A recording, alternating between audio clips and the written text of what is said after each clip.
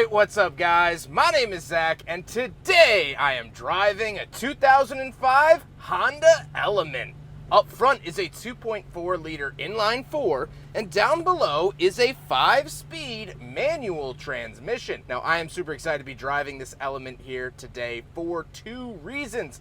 First of all, it's a manual Honda Element, and I think it's one of the best cars of the 2000s. But the second reason is that we are in sweet home Chicago today, so we get some pretty nice scenery to deal with for today's video. But if you would like to submit your own vehicle and have it reviewed here on the channel, you can head on over to my website, zackpradel.com/submit. It's a quick and easy submission form. It takes under a minute to fill out, and I come out to you. But let's get back to that 2.4 liter inline 4 under the hood. Well, that is known as the K24 engine. This engine series started in the late 90s in Japan, and they brought it to the US in the early 2000s. We also saw K-series engines in the Honda Civic Si, the Honda CR-V, vehicles like that. So it was a pretty bread and butter engine for Honda at the time. They're pretty reliable, they make good power, and parts are readily available. Like I said, paired to it though is a 5-speed manual transmission. That's right, you can chuck your own gears here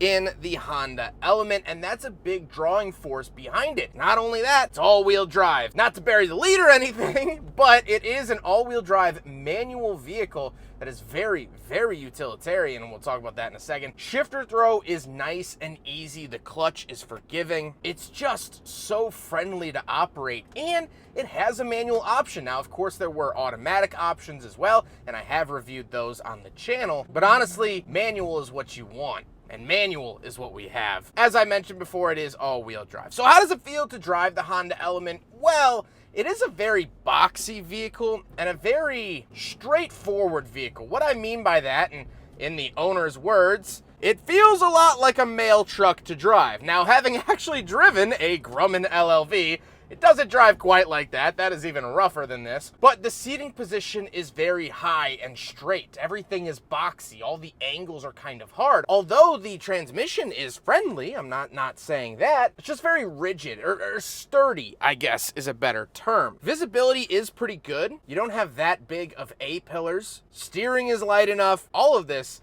not too shabby. With that stuff out of the way, let's talk about the interior. Well, in front of me, I have 3 gauges. Off to the left is my tachometer, in the center is my speedometer, and off to the right is my fuel and coolant temperature. On the steering wheel, we do have our cruise control, but that's it. And off to the left, we have a giant climate control vent, cruise control button, and our fog light switch. Moving on to the door, we have lock and unlock, power mirrors, and power windows, of which only 2 power windows, because we'll talk about it. The rear doors are only really half doors, which is kind of interesting. Moving into the center, we have 2 climate control vents, our radio, absolutely love this, and our climate controls, fan speed off to the left, temperature in the center, and where to send it off to the right. Then we get our hazard switch and shifter. The shifter is very, very reminiscent of the EP3 Honda Civic from the same era. It's this sort of, I think they call it a dog leg or dog bone or something like that. I can't really remember the name of it, but it comes out of the dashboard and does this hard 90-degree turn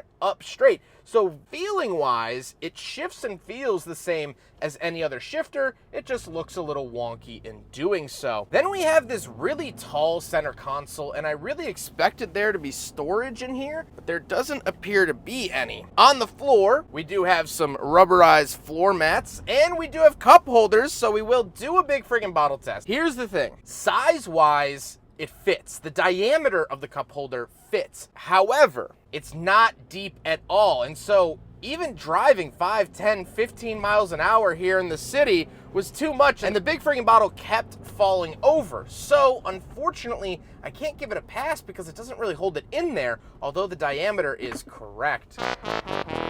The seats are comfortable, they are cloth, and they feel very active. They feel water resistant, although I don't have any information saying that they are. They've been comfortable in my time with it, especially on the rocky and shaky Lakeshore Drive that we're driving on right now. Approaching Soldier Field here, current home of the Bears. We'll see if that sticks. But the seats have been fine enough. There you go. There's Soldier Field you were looking for. However, speaking of seats, let's hop into the back and talk about the back seats. So getting in the back of the Honda Element, as I mentioned, we have these little half doors. It's not as graceful as you would think. Or maybe you wouldn't think it was graceful at all, but it's not. And once we are back here, we do have stadium style seating, meaning the rear seats are actually raised higher than the front seats, so I can see up and over everything. Back here, we get an openable sunroof. Very, very cool to see that, but I have so much space. I am very, very comfortable back here. Even though the doors might not be big, even though the Honda Element might not be that big, I fit back here really, really well, and that is a glorious part of the Honda Element, one of many that we'll talk about here in a second, but I love it. Let's hop into the back and talk about the cargo space because it might blow you away even more. All right, actually I did discover an issue.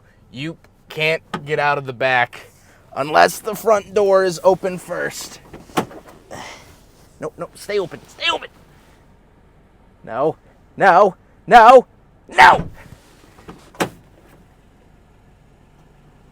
Stay. All right, now let's go talk about the cargo space. No, stop closing. Stop. Right around the back of the Honda Element, we have, we should probably unlock it first, huh?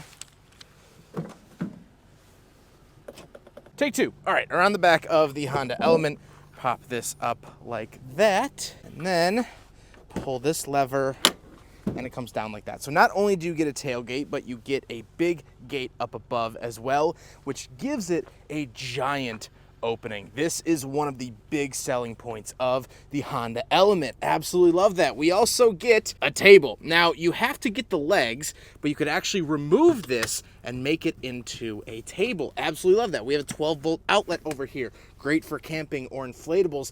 And these seats actually fold up and go to the sides. I will show it in the other Honda Element in which I drove. Very, very cool to see all of that, which makes it incredibly versatile. I have a buddy who used to use Honda Elements to haul around his Honda motorcycles because they actually fit in here when the seats are moved up and out of the way. Very, very cool. This is one of the many reasons why the Honda Element is so good. Fold this back down, little handle here. There you go. Now we gotta talk about the looks, and this is one of the most controversial parts of the Honda Element. People don't like the look of this car, and I get it, but I personally like it a lot. It was way ahead of the curve in terms of the body cladding on the sides. I really, really like that look. It was ahead of the curve on the boxiness, and I think honestly with a headlight swap and maybe some different bigger wheels, I think this would fit in today's market pretty handsomely. I mean, look at the modern Santa Fe. Is this really that much different? I would beg to differ. However, with all of that being said, let's get on to my final thoughts. What do I think driving another manual Honda Element? Well, I love it. I mean, it's short and sweet. I love it. And there's plenty of reasons for that. First of all, obviously the manual transmission. I get to shift my own gears, have complete control over the car, and have that satisfying click when I shift. Love that. I like the way that it looks. I like that it looks different. Anytime you see one of these in traffic, it's clearly a Honda Element. It is not shared or thought of as any other car. It is what it is, and it's not sorry about it. But the biggest thing is how useful these vehicles are. The space in the back is absolutely amazing, and yet the car doesn't have a very big footprint. I'm not taking up 8 bus lanes when trying to move my friend in and out of his apartment. And yet I could fit nearly a Chicago apartment's worth of furniture in the trunk. That is lovely, lovely, lovely, and incredible packaging from Honda. If you are looking for something like this, but you do want it on a smaller scale, I would highly recommend looking at the Honda Fit. You could also find them in manual, also has fantastic interior packaging. We fit 3 rotary engines in the back of a Honda Fit one time, so the storage cubbies are definitely there. And to come back to the Element, it's all-wheel drive. So in the snow, in our terrible Chicago winters, it's good. Manual all-wheel drive with a set of BlizzX's in the wintertime is an unbeatable combination. And that is my ending thoughts on the Honda Element. I hope you guys enjoyed the video. Huge thank you to Chris for letting me borrow his Honda Element here today. We are filming several of his vehicles in the Windy City. He has been a very, very gracious host throughout the day, and I appreciate him very, very much. But I appreciate you guys watching the video. Don't forget to rate the video, comment on the video, and subscribe if you really liked it. Take care, guys.